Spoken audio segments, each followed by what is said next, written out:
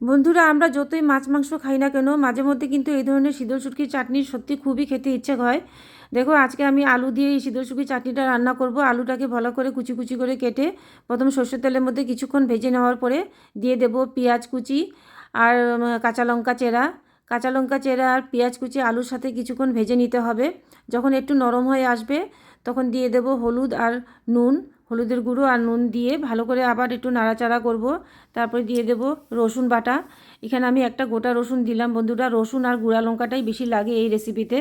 তারপরে দিয়ে দিলাম একটা বড় সাইজের টমেটো আর গুঁড়া লঙ্কা।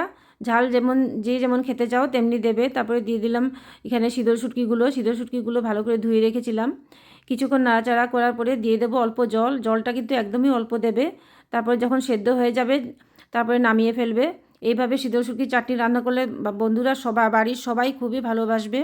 যদি ভালো লেগে থাকে লাইক করবে, সাবস্ক্রাইব করবে, কমেন্ট করবে।